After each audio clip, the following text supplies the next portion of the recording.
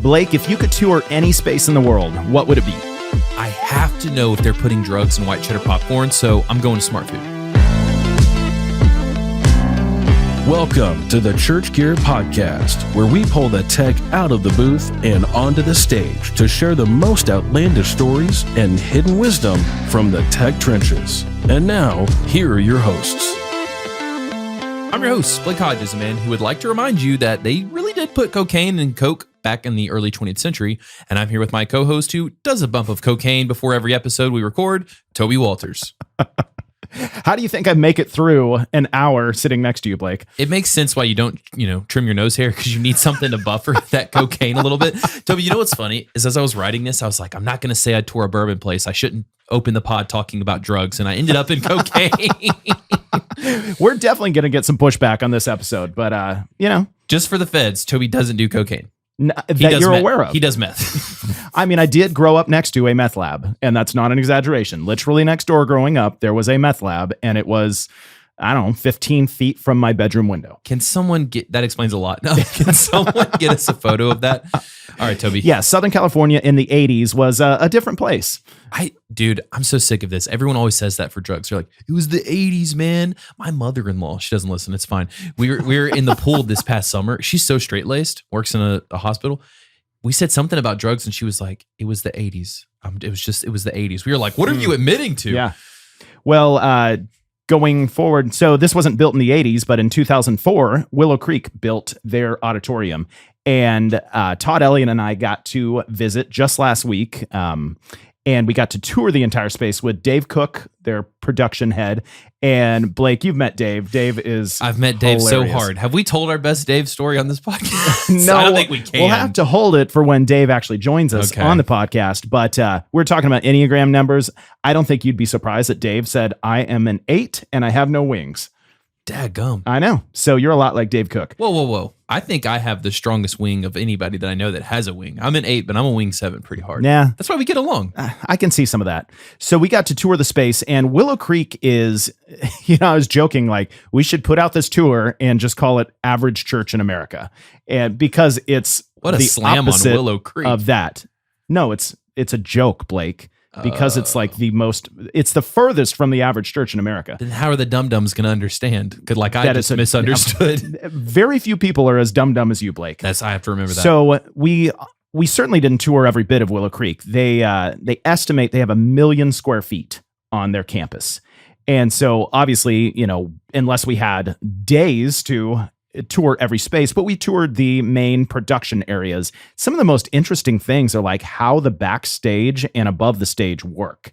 So we climbed stairs for what felt like days, and we had Julia from Philo and Caleb Lepke from Amplio were both filming this. And as we got higher, eventually Julia said, okay, I'm out. I'm not going any higher. We got to 85 feet above the stage, and there is a metal grid that high up that you can walk on. Nope. But every, the grid is like 2-inch steel, but there's 3-inch gaps. Nope. So as you walk across, you're 85 feet above the stage, looking straight down 85 feet. And it is creepy. Blake, are you scared of heights? Yes, Toby. You and I both hate to fly. And so I got up there and I just had to keep my eyes, how they say, don't look down. Like that is the secret. Don't look down. But it was really fun to just see, there is nobody in America that has a church quite like Willow Creek. Like there are other amazing churches out there that do really cool things, but there were several moments in the tour where Dave said, yeah, and they had to invent this for Willow Creek. And they had to manufacture this because nobody made something like this. So they still have technology that literally nobody else in the world has. So I'm really excited for this to come out on our YouTube page. I don't know when it'll come out. Hopefully it'll come out soon. But, just teaser to our audience to check out our YouTube and watch this tour of Willow Creek. It's wild. We have a YouTube page? Do we? I don't know. You should ask the brand guy. Speaking of someone that is a famous YouTuber and also a front of house and broadcast mixer and the only man on earth who can lick his own elbow, Todd Wines. Todd, thank you for giving us that exclusive that you can lick your elbow. That is also on our YouTube page. Yeah. Yep, you should check it out for sure. Can you demonstrate now? No, I save that for special events. Okay. Yeah. And did you discover that elbows are actually incredibly delicious, and that's why they have to be out of reach? Well, they call them the knees of the arm. Oh like my that. gosh. I think I could lick my own knee. No, Toby, this is not the oh my gosh. I did it. I'm going to file an HR Apparently complaint. your hips aren't that tight. That kind of hurt a little bit. Old man Toby was talking right before this episode. His hips were too tight to even walk around. Todd, have you ever ended up high in the rafters for touring events and you're just looking down and you're like, what am I doing up here? Or do you tend to stay close to the ground since you're front of house? For touring events, not so much, but for one-offs, definitely. I remember hugging scaffolding as people were kind of rolling me around doing church installs in my early days. Blake, I feel like, I've been high up on lifts and scaffolding when I worked in, AVL install. I feel like you're missing out here, Blake. We got to get you up high and see what happens. Guys, I've been high. I've just not been high up on these installs. Y'all are crazy. Oh, you should get on a boom lift, man. Stand on the rail, feel some float underneath you. I literally told my men's group recently that I wouldn't fly in a plane for 10 hours for like $100,000. So there's no way I'm getting up on. Just take anti-anxiety medicine. Or Benadryl. Or cocaine. Okay. That does the opposite. Yeah. You want to calm yourself. Yeah. I think I have to be panicked to be calm. That's why I work well here. Let's do our 5 Truths and a Lie, which is our weekly game to get to know our guest. And me and Toby try to figure out the lie. And I'm currently kicking his butt in the yearly score because I keep the score.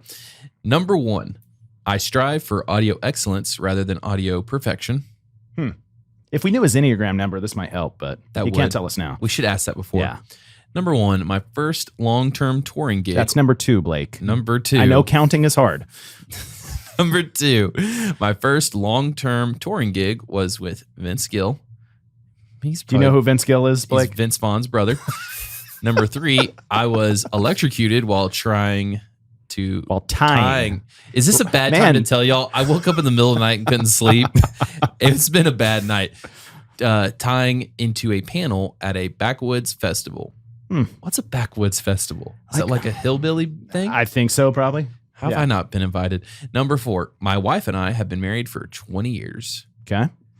Number 5, I had a brand on my leg from a motorcycle accident as a kid. Honda, made in Japan. What?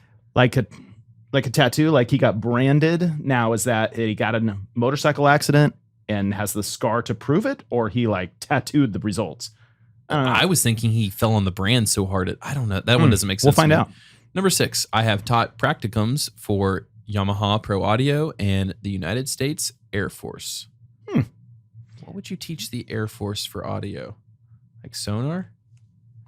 I don't think so. The brown note? Assassination by the brown note. Yes. All right, Blake, do you have an inkling? I do not. I think a lot of these are true. I'm going to say that he was not electrocuted while tying into a panel at a backwoods festival. Okay. I'm going to say his first long-term touring gig was not Vince that Gill. was my second one. All right. He's got Vince Gill and I've got electrocution. I got it. You got it. Blake won? Take that, Toby. I Now- get 50% of church gear. Now, Blake- I still have the screwdriver to prove that I was not electrocuted. The tying into the panel part happened, and I arced because this food vendor refused to shut down power in this panel. And he had about, a half inch of his hot lead hanging out of the breaker next to the one I was going to use. And so as I was trying to tie neutral in, I couldn't avoid this lead hanging out of the breaker. And so I shut him down and almost pooped my pants. So you almost found the brown note. I almost did. Wow. So did the screwdriver essentially save your life? Yeah. Okay. How? Well, I don't know that it saved my life, but the handle definitely prevented current from going through me. Yeah. Right? And essentially, about halfway up the shaft of this flathead screwdriver, you can see where it arced. It melted the steel. So the plastic handle that he was touching does not conduct electricity, so that stopped the current from coming through the screwdriver into his body and truly finding the brown note. Oh my gosh. Yeah. Yeah. Yeah, that's terrifying. Sounds great, man. Sound is so good. You should go to a So rewarding. backwoods festival, Blake, and do some electrical. Tech, no. I've heard our tech say here, if you touch an amp just the wrong way, you can electrocute yourself. So I'm kind of scared of getting electrocuted with production gear. It's not ideal. I have been electrocuted by an amplifier putting out sine wave. I was, just testing without a load on it, just to verify that it was working. And me and my, genius level stuff, I grabbed both leads together and like shocked myself. Ouch. Yeah, there's a lot of current that an amplifier puts out there. Well, you know who isn't current is Vince Gill. How was that first touring gig? It was life-changing. Honestly, like the level of musicianship, craft, gentlemanliness about touring, like I couldn't have asked for a better training ground. Sounds like a real man right there. What did you teach the Air Force on your practicums? Man, they employ a lot of sound engineers. They have tons of entertainment, and one of the coolest things that they use their bands for is for I'll give the example I was given. He signed an NDA. He's really dancing around this topic. Well, words come hard to me, especially on things like this. But there was a particular thing happening abroad, right? And they're trying, America's trying to negotiate with whoever this foreign power is. And they kind of hit a stalemate. And so the diplomats, like, you know what, we're going to take a break for a second. Our Air Force band prepared some music we think you'll know. Come to find out, like, they do the research, and like if it's just music, there's enough history there to understand like how to perform it. But if there's something lyrical in content, like the singers like go and they'll study the emotion behind the words, how to get the diction just right. Everything about it has to be almost perfect, right? And so they perform a couple of numbers from the region, and when they come back to talking the deal, it changes the whole mood of the way the deal went, and the deal went in favor of the U.S. Interesting. Who was the artist? Are you allowed to say? It was the Air Force. Oh. The Air Force musicians, yeah. I did find out recently that one of the presidential people that are running revealed a tactic of the FBI, and that was a violation. So maybe we should cut this, because that we just revealed a tactic as well. That's fun. I don't know. I think musicianship is just a generally good practice. I do too. Yeah. Like the arts definitely affect people. Yeah. Music goes so far beyond just the way we treat it disposably now. Mm. And Blake, my brother, has taught the Army about drug and alcohol addiction. That's where you get your cocaine. It's from your brother. All right, tell us about this brand on your leg. Help us, figure out that mystery. If you haven't figured it out already, I'm a little bit of a redneck. I grew up that way, and like the country is like, I still work in country music, and maybe that's why I connect with it so well. My dad put me on a motorcycle when I was about 5 years old. I had this little Honda Mini Trail 50 that was built back in the 70s. And this was kind of the mid 80s when I was riding it. I wasn't pushing cocaine on it or anything, Great. As a 5-year-old. Good start. So there was this field beside our house that at one point had been a peach orchard. And they'd turned it over, it was just kind of this ruddy field. And so there was my parents' house, this field, and then my neighbor's house. And the neighbor's kids were older, and they had dirt bikes as well. And they had kind of beaten some paths through this field. And my dad and I would ride around in it. Sometimes we'd go visit our neighbors. And on this particular day, instead of using the trails to come back, my dad just cut across the field. He hit a stump, didn't he? There was no stump. It was all just kind of like waves and ruts, but they're like sharp, deep ruts kind of thing, like that you wouldn't see because the grass because it was just kind of wild, And, me being a 5-year-old kind of scared of doing whatever I was doing, like I just didn't hit it aggressively. And I hit a rut, and the bike fell over on me, and it pinned me. My dad had to come back and pull the bike off of me. I'll save you the gruesomeness of like the pediatrician visit, but a few weeks later, like once I was kind of in the process of being, healed or whatever, healing, I had Honda made in Japan, burned into my leg in a mirror image. And eventually, like, I grew out of it because it was a negative on the cast aluminum plate. But I do wonder, like, if it had, been raised, if I would still have it today. How long did it last on you? I had it a couple of years. Oh, I bet you were so hardcore at school with that. For real. Like, did that get you some cred? I remember showing it to kids, I don't remember the cred, though. I wonder if we put you under a PM1D, if you'd get a Yamaha branding onto your leg, and would you be open to that? A 1D. That was the first digital desk I touched, so maybe why not? It's just really heavy. Like, I don't think you're going to get that from a CL. No, It's just not heavy enough.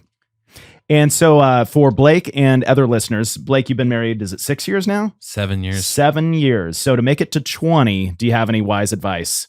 Counseling is great. Community's great. Yep. Bring others around you. That's it. Yep. Don't try to do it in isolation. Don't be a dumb butt either, Blake. Good luck trying that. That's impossible. I pay her every week to stay with me. That's a good move. The pediatricians in the country probably have a whole different life from pediatricians in the city, because you see some crazy stuff in the country now that he's telling me that story. Yeah. Okay. As much as I would love to keep talking about redneck stuff, because I also am a little redneck. Yeah, you are. Definitely. Let's move on to the question we ask everybody to see who can, be the most succinct in their storytelling. Give us a little bit of your background. Oh, wait, Todd or Toby, you need to ask this question because that's written in your voice. It's written in my voice. My voice sounds like this. So, Todd, we had a friend refer to you as a legend in the audio industry. I don't know if you would refer to yourself that way, but you do have great hair. Give us a little bit of your background and what led you to your position today. How'd you like my voice? Do you know what a non sequitur is, Toby? That's incredible. Thank you. I'm going to try that voice the entire episode, but I will get exhausted quickly. Wow. I definitely am not a legend. I feel like there's a lot of people that I chase that are legendary, and maybe that's why I get to be where I am today. Had a lot of great mentors, men that just like saw beyond just the technical part of it, but saw to the practical part of it. And a lot of the guys that kind of brought me along, I think of them like fathers. The first guy was the manager of a music store. Probably the best business deal I ever did was negotiating working for my hometown music store. The deal was, I'll work for you 4.5 hours a day. You pay me for 3, and all you got to do is sign this piece of paper. It was just like a 5-day-a-week, school thing for, it's like an internship? Kind of, yeah, okay. for a high schooler. Yeah. And he was like, sold. And man, the first year I worked for him, I thought he hated me. I remember him coming in so hot and just like, who knows what he was mad at, but he's like, go clean the bathrooms. I was like, just clean the bathrooms. He's like, you want a job? And that was a valuable lesson. It's like, do what you're told, man. Doesn't matter. Just go do your gig. Anyway, he bought the pro audio part of the company, the install part, and opened up a storefront to support a regional sound company that he had already started. It's called Palmetto Soundworks. Maybe that's one plug that I'll do. Palmetto Soundworks. Okay. If you're in the Southeast and you need some pro audio, I think they're doing L-acoustics these days. Anyway, Alan became like a father to me. He gave me my first opportunities to make money at gigging, doing live sound. After my first semester at Belmont, I came home for the summer and he threw me the keys to the truck. He's like, I need you to go do these gigs. Here you go. See you later. And he put a lot of trust in me. So I went to Belmont. I was a Belmont brat, transferred in and wanted to study guitar. And after about 2 semesters of that, I realized there was no way I was going to compete professionally with all those other cats coming in. And I was already doing, production work that I loved doing. And my music background kind of just reinforced being able to mix music.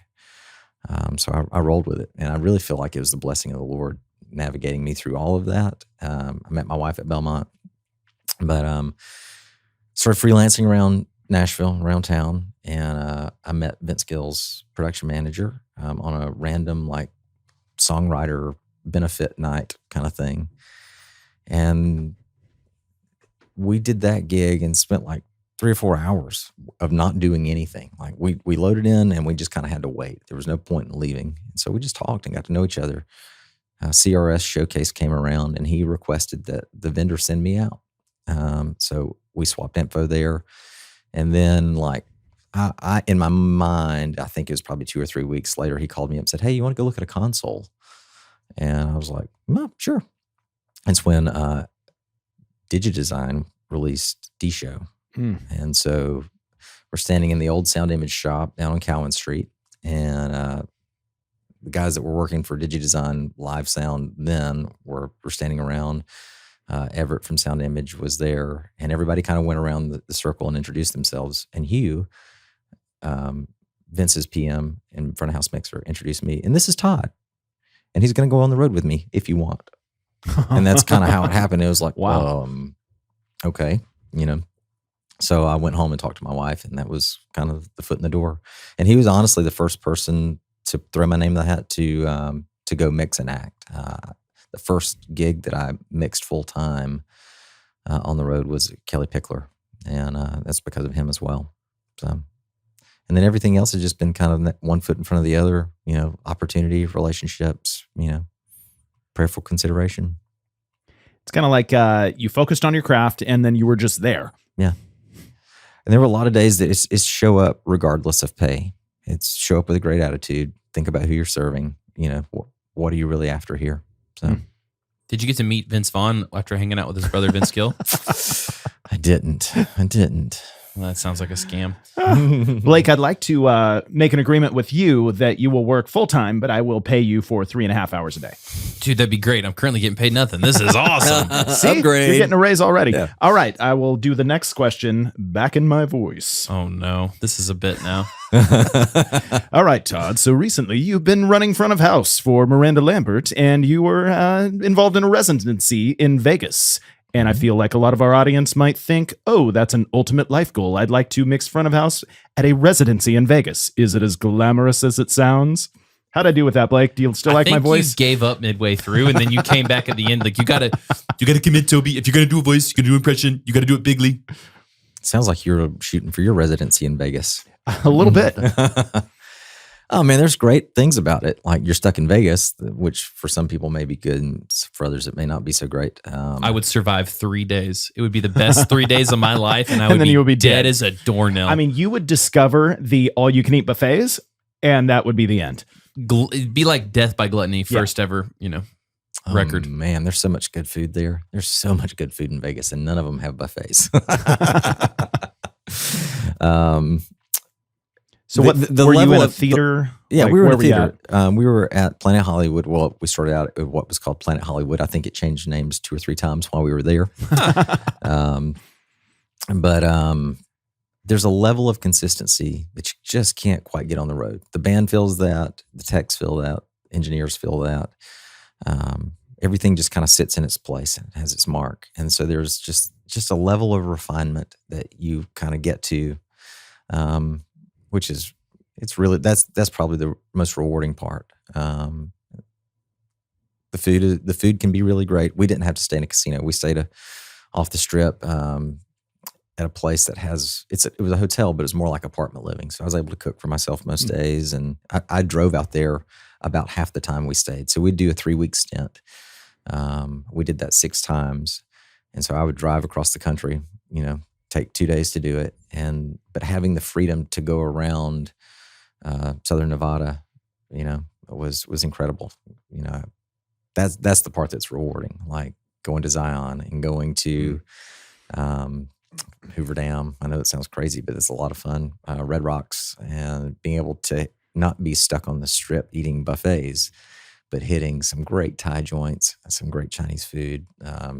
Hitting Old Vegas, there's a place called Pizza Rock that was just, man, you can experience any kind of pizza from around the world in one place. Like I think they have 7 or 8 different pizza ovens and use all kinds of different methods with different types of wheats, and anyway, it was pretty amazing. That sounds fun. Yeah. Miranda's pretty much sell out every night.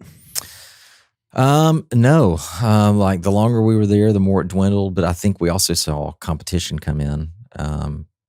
She sold the first probably 3 runs. We were sold out every night, and then during the rodeo, the finals, those were always big sales. Mm-hmm. But we came in on the heels of Formula One and the Super Bowl, and so like in that time period when we were there, which I guess was earlier this year, nobody was selling well. Like you could tell, like the market had been saturated. Yeah. And so like it wasn't just that she wasn't selling well. It's like no shows in Vegas were selling well. Interesting. Yeah. Did you get to see and tour the Sphere at all while you were there? I did. I got to go see you too. Okay. Yeah. And I didn't tour the Sphere. I just walked in as a patron. Kind I stood at lighting. I kind of wish I would have stood at sound. Yeah. To know like how it would have been there, you know. Mhm. But we were really close to the wall, over kind of house left, and it's a different experience. Like, and as I've learned more about the technology, especially you're talking about Vince Gill, he's going in with the Eagles. Like those guys are gonna be challenged. Like there's no live amps because Why would the Eagles be playing in the Sphere? because Is it a stadium? I mean, I can't remember how many seats it is. It's about 18,000. Yeah, I was gonna say about 20,000. But the Eagles, they play in Philly. Who are they playing? Wow. Tough. Yeah, you're trying Please to tell hold me it you're together. being funny. I was kidding. Okay. Name a thank song by the Eagles, Blake. Free Bird. No, that's Leonard Skinner. Hotel California is their most famous. Oh gosh, that's a deep one. Yeah. But like acoustic drums in this space with a PA firing in behind you with so much latency due to DSP, like it's a very strange thing for anybody that listens critically to audio. Did it feel like this is the future of tech, or is it like, no, this is just a really interesting attempt at something? I think that will inform the future of tech. I can't imagine that it would be where we land. It seems cost prohibitive for one thing. Sonic experience from where I stood. I get that they're trying to make it immersive, but it just seemed imbalanced. And especially like I did a little bit of walking. Like it was better towards the center, as you might imagine. Mm-hmm. And it was a little more difficult, off center. So I think it's a great place to start, a great place to learn from. But I think there's still development to come. Going back to your theater, what was the basic audio rundown of what you were working with? It was an old J rig that was very well maintained. Johnny B, the house audio lead there, worked very hard to acquire parts and maintain and keep things up to date as best he could within the budget that they were given. It was a Caesar's property. And so like for the most part, like we're really pleased with what we had to work with, the techs that they had in there. A guy named Stevie and a guy named Norm. They were very, very helpful, and like you could tell that like they just wanted to make everything great. So it was a great experience. Yeah. You're mixing Rivage. Is that your For the last 7 years, lady of choice? it sure is. Yeah. So you said in your Truths and a Lie, which apparently is true, you're aiming for audio excellence rather than perfection. I assume though that you're mixing the exact same band, the exact same sources every single night. It's like you are nearing perfection as close as you can get. Did it kind of feel like that sometimes? Did it get boring in that sense? Oh, I did not get. No, mixing is never boring. Like I mix a very similar set. It's a 90-minute set typically. As often as she works, and it's never boring to me. Like there is something invigorating about it. The whole thing with chasing excellence over perfection is, I think perfection, it chews up so much life. And like, if I can shoot for excellence and attain good, I've done a great job for most of the audience. I've represented the artist well. I've represented, myself, as a worker well. And I think perfection, like it leaves us emotionally drained rather than emotionally fulfilled because you're never going to hit it, and I think it robs us of life outside of the job so much of the time when we're shooting for perfection. And do you know your Enneagram number? Are you an Enneagram guy? I took a test probably 5 years ago and I don't remember. Okay. So that tells you whether I'm an Enneagram guy. Yeah. So you mix every now and then at Church of the City. I do. And I remember chatting with you. I think it was somebody else, and you were just mentioning like the source of what you're given is very, that is what you then mix. And so coming from a residency with Miranda and her band in Vegas, I'm sure you have some of the best sources in the world as far as the level of musicianship, the drums I'm sure are tuned every night. And then you come to a church, and Church of the City has some of the most talented, Christian church musicians on the planet as well. Yeah. But, how do audio engineers at churches all across America, all across the world deal with the source they're given like that? Does that make their job really difficult? I think you have to deal with it humbly, first of all. I think arrogance gets us in trouble thinking that we know what it should be. At best, we're, kind of you come at it and not from a servant's heart, then you're really going to wrestle in the position, and I think I do wrestle with it because like I want the best that we can make it, and I honestly want it to be consistent for the congregation as well. Like I want like we are helping usher in worship, and if we're truly being a part of that, then we need to be doing everything we can do to get out of the way. And the way you deal, like I make choices. Like I can't, if everything is going to sit between 400 and 2K and be competitive, well, I'm going to choose a voice. And then like, I'm going to lean in and lean out. I'm going to give each voice its own time to shine, hopefully. And if the rehearsal goes well or I know the song, I can anticipate who's going to play what. Otherwise it's, lean on the best sounding source and let the other stuff just be a pad underneath it, And I have to deal with the source of half this podcast, which is Blake's mouth. And it's a rough source. I'm only a third. We have the guest as well, Toby. That's a we good try point. to water it down. That's a good point. And I do constantly remove your voice from the outline. I'm like, okay, where can I remove Blake? Because it's an abrasive source. The other thing you removed is your announcer voice on that last question because Toby realized his announcer voice was dumb. As is, you stopped your impression of one of our presidential candidates because I never stop, Toby. I just take a break. All right, I need to take a golf break. So speaking of the source and, what advice would you give to our listeners is like having those conversations with your worship team, your worship leader on, everything you're doing on stage is competing, or, hey, guitar player, like, I know you want your amp really loud because that's when the tube saturation comes in, but that is competing what I'm trying to do for everybody out here. How do you have those conversations with the band to help them understand? I will say in the church environment, for me, it's very difficult. Most of those guys are around the environment way more than I am. So like in any situation, like I'm trying to meet with them relationally. So if it's professionally or voluntarily, like I'm trying to know the person before I'm trying to tell the person what I think about what they should be doing. And not just because I want to grease the wheels, but I might understand where they're coming from as a player better so that I can support what they're doing rather than just thinking this is what you should be doing, know? I think there's some things you're just going to have to understand that like, there's not time to compromise. Like for us, we rehearse an hour before doors open, and so there's just not a lot of time. Like they come through and they bang out what they're going to do that morning. I think somebody puts the song list in planning center and typically it changes from what that's going to be. And the musicians that we get to work with at Church of the City are good enough that they can kind of, be malleable, so they can move on the fly, and that's great. I think if you have the opportunity to do midweek rehearsals, I think there's a lot of place for refinement in that.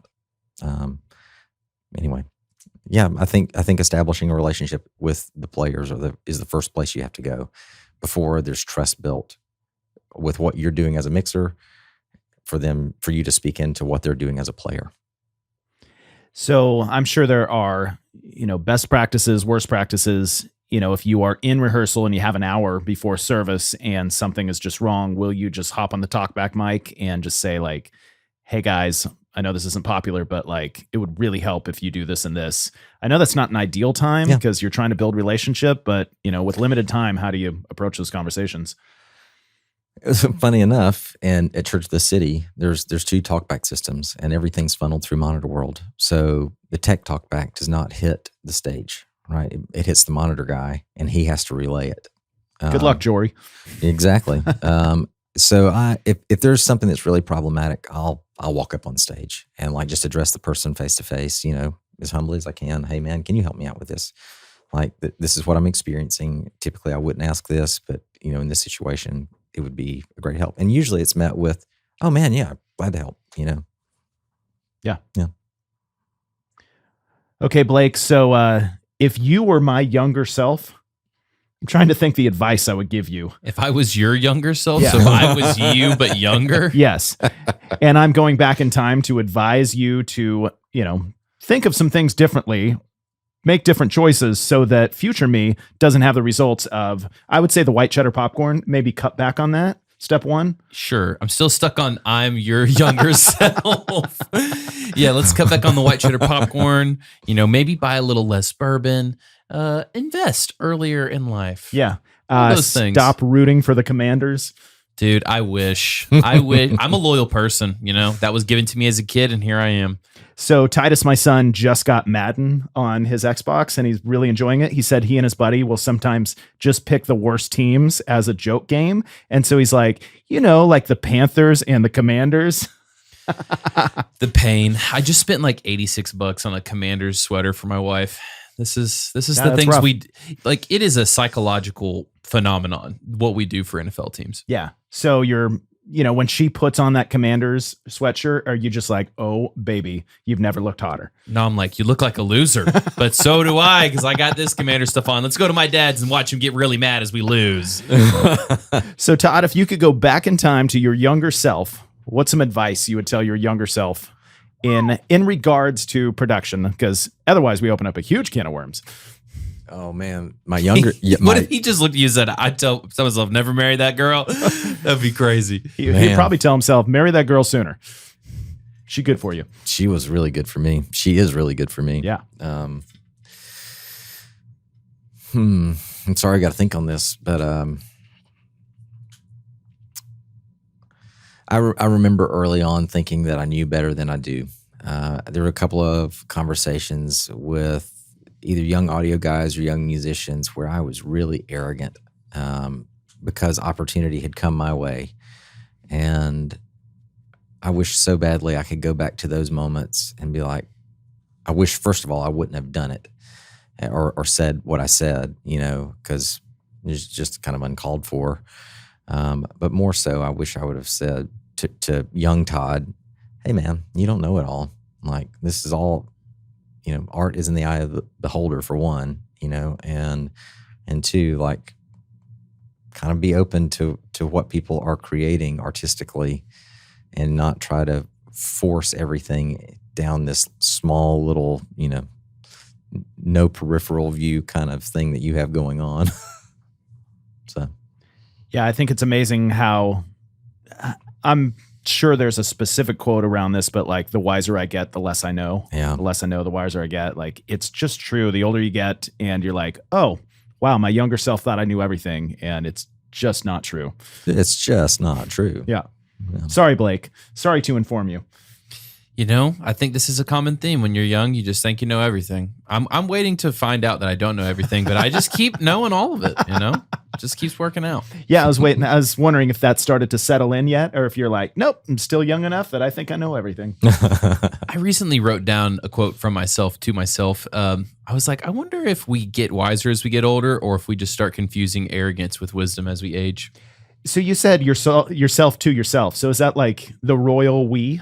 Like, do you refer to yourself in the royal we, Blake? I've never heard about the royal we. That sounds like an HR violation. It's kind of like how God said, let us make man in our own image. Now, God is in our view, a Trinitarian God. So he is an our. And so that's kind of the royal we. Like, kings would say, we declare. And it's like, what's the we you're talking about? You need to listen to some Wayne Grudem on that. He would argue that it's not a royal we, that he is always referring to the three when he says we. It confused even the rabbis, like from old. They would have arguments and couldn't figure out why Scripture was written from the perspective of a plural. Yeah. Yeah. I love me some Wayne Grudem. I love me some Wayne Grudem. Yeah. Isn't that what he just said, though? All this went right over my head because I know everything. I thought, Toby, you just said it was referring to the royal we, which means a group. No, like if a king says we, he's referring to me, but from a place of power. He's saying we, but he really means me. Okay. Right? Yeah. Whereas when God is talking our, he is talking about the three persons of the Trinity. Yeah. Okay. That makes sense. Yeah. So we'll break out some systematic theology and dive in. It's one of the best books ever written outside of the Bible, and I'm not exaggerating. It is a deep dive into biblical theology. It's incredible. But we're not qualified for that. And if we tried to teach it, it would be a disaster. So that was a decent segue, Blake. I like that. Tobes. Thank you. We're going to ask Todd about a disaster. Tell us a moment when everything went wrong and how you fixed it, or maybe you saved it in the last moment, and how you either had to, reconcile that with the leadership or with Miranda Lambert afterwards. And if you have like two that are like, man, this is a ghost story, I can't pick, you can tell us both. Of all the places you don't want things to fail, it's in your hometown, especially when you live in Nashville, hometown. All right. With manager sitting beside you, hometown. In Bridgestone Arena, hometown. When I worked for Kelly Pickler, we did a couple of tours where we opened for Taylor Swift, right? Did you get to meet Taylor Swift? No. Does anybody get to meet Taylor? Travis Kelce does. Oh, we'll see. And Need to Breathe. Okay, there you go. She is a huge Need to Breathe fan. I knew she was cool. I was carrying a couple of racks of outboard gear and using her desk, right? That's just the way the deal was structured. And I don't even remember what the outboard piece was, but I had a channel strip for Kelly's vocal. We did our, sound check prior to show, walked away for dinner, and came back for her set. Downbeat happens, it's a big band intro with a vamp, and she comes through the curtain, no vocal. So who, Kelly or Taylor? Kelly. Okay. And like while I'm trying to swallow the puke in my mouth. What that tastes like? Puke. Yeah. I was obviously panicked, but had the calmness to think, like, just punch out the insert and see if that works. And that was it. The insert died between, sound check and showtime. It had been sitting still, powered on, nothing had changed. But for whatever reason, it failed. The thing that I probably remember most was Larry Fitzgerald's kindness, her manager. He was standing in front of the house with me. And like after it happened, I sat down on a cable cube, right? And he came over and he kind of had one leg on the ground, put his butt cheek on the corner beside me. He put his arm around me. And he looked over at me and said, "Are you okay?" I was like, "Yeah." He's like, "All right, cool." And he just got up and walked away. And he was like, "'Cause you're not going to be after this." No, man. He was so gracious. Over and over in my career, he's been great to me. So how much of the vocal did a phrase? Okay. And you So- had, the wherewithal to find the problem that fast. Grace of God? Yeah. Maybe? Probably. Do you have to add some different processing in the console? Just rolled with it. Yeah. So it's a conversation that I'm having more and more with fellow mixer buddies. Like everybody, kind of wants to bring flavors to the table. Yeah. And then you got this other side that's like, if it's not in the desk, I don't want to use it. It's just one more point of failure. And I see both sides of it. So like having your escape route planned for when something's going to fail is very important because something is going to fail. Yeah. And do you use outboard gear with Miranda? I do. Even though I'm on Rivage, I still carry two Bricasti M7s. Like I will argue that the M7 sounds better than the Y7, and Different M7, Blake. Okay, I was like, dang, I have not heard someone stick up for the M7 in a hot minute. He's thinking Yamaha M7. Yeah. No, not that one. Not that one. It's a very high-end reverb multi-effects processor. Words. Yeah. Yep. There you go. Other than that moment, have you ever, I'm going to Marushka here and ask one other question. Have you ever had a moment when you were mixing a show that you were the most nervous that you can think about, where you were like, this is the most nervous I ever was on any show? Because you seem like such a calm, cool cat. You got this rich voice. You seem kind of unflappable.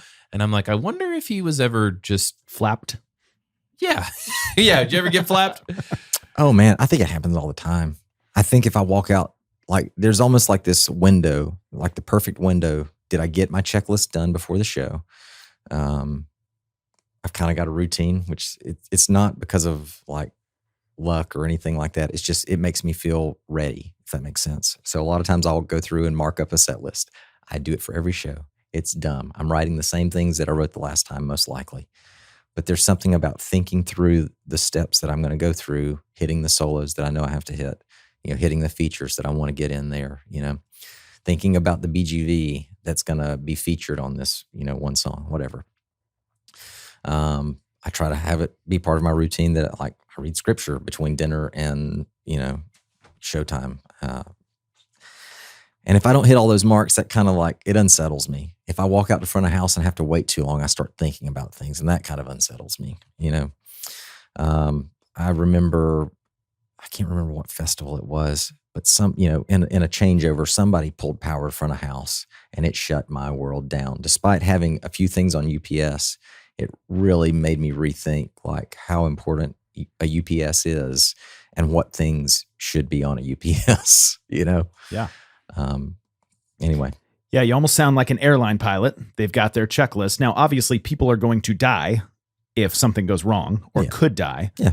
It doesn't necessarily happen at front of house, but sometimes you feel like almost like that weight is upon you. Like, this is on me to make sure I do my checklist so that, everybody experiences. And yeah, for sure. I mean, from a promoter standpoint, from a business standpoint for the artist and their production company, like, there's a lot of money on the line, and if I'm the point of failure, then it's on the artist, yes, it would be on me professionally, but the liability would be on the artist. And so in that regard, yeah, there's a lot of pressure on me.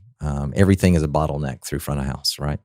Yeah. So Blake, is kind of like this podcast with billions of listeners now. Yeah. And our sponsors from 64 Audio as well as White Cheddar Popcorn, apparently, because you keep promoting them. If you're the point of failure, like we all go down.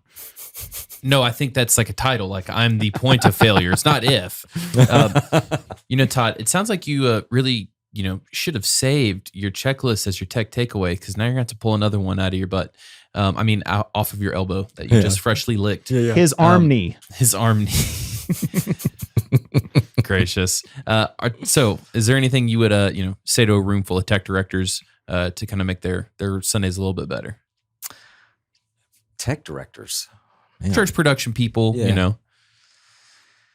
Honestly, I think it's as much as we want to come to this with a technical mind or a creative mind, I think it's our servant's heart that really drives whether we're doing this work well, right? You may be paid for it, you may not be paid for it, but really it's the heart behind what we do.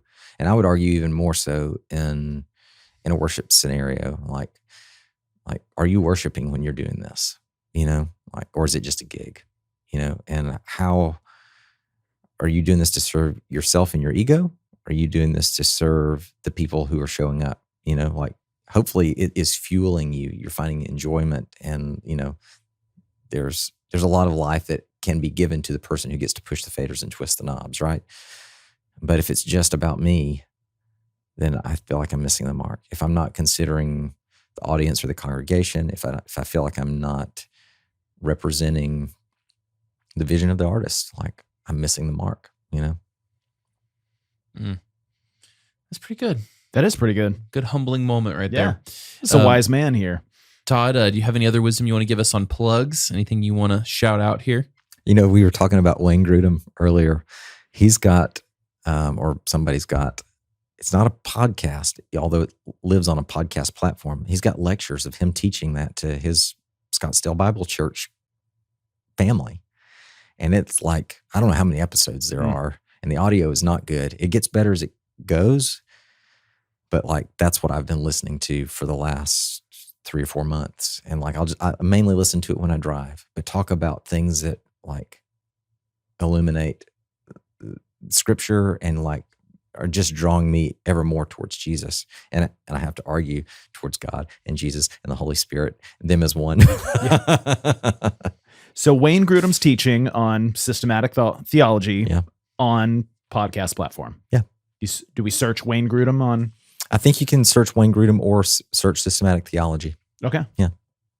Man, Blake, I want Wayne's you to about start, to get a bump in downloads. Yeah. I want you to start listening, Blake, and then just drop some crazy theological knowledge on me next time you see me. Kind of like how in the quarterly yesterday, I pulled out Digico, Quantum 338, and really surprised you. You didn't surprise me. All right. You did whatever. surprise a couple people on staff, though. I'm going to get a compliment from Toby at one point, and then I'll just die of happiness, and I'll be done. I'll go to heaven. Blake, you look a little less fat today than you did yesterday. Good job, buddy. There we go.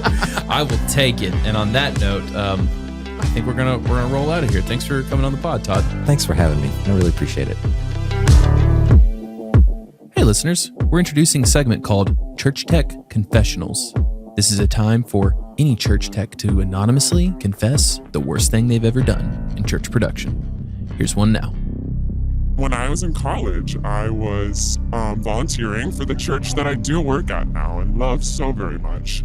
I would go to church, or I would go to college during the week, including Fridays, and then I would sometimes come home to volunteer video direct. It happened to be that on Friday night, I had a little bit too much fun. And then I had to get up the next morning and go to church to volunteer video direct. And I may have not been feeling my absolute best and may have had to excuse myself between tech rehearsal and multiple verse services to go puke in the bathroom. But here I am now. And I don't do that at all or ever again. So that is my church confessional. Hey, if you have your own 3 to 5 minute church tech confessional, record it and email it to blake@churchgear.com. Don't worry, we'll apply a voice changer and keep it anonymous. Your secret is safe with us. Your pastor will never know. Thanks for hanging out with us. We hope to see you back next week for more absurd stories, tech takeaways, and overall buffoonery here at the Church Gear Studios. Blake, I love what you just said. Thanks for coming on the pod, Todd. So I feel like we only need to have guests that their name rhymes with pod. It's like Rod. Sod. God? Can we get God on the podcast? Toby, that's a hard get, man. Do you know that, if we got God on this podcast, can you imagine how many people would share that with their friends? Because they'd be like, watch as God smites 2 idiots within 5 seconds with Old Testament judgment. But speaking of Old Testament judgment, you should send this to the person in your life that you think would get smited with Old Testament judgment and say, listen to this. It'll help you avoid getting smited. Oh God, we apologize in advance for this episode when it airs, and Todd Wines has no responsibility for Blake and I's nonsense. I can feel the fire in our feet.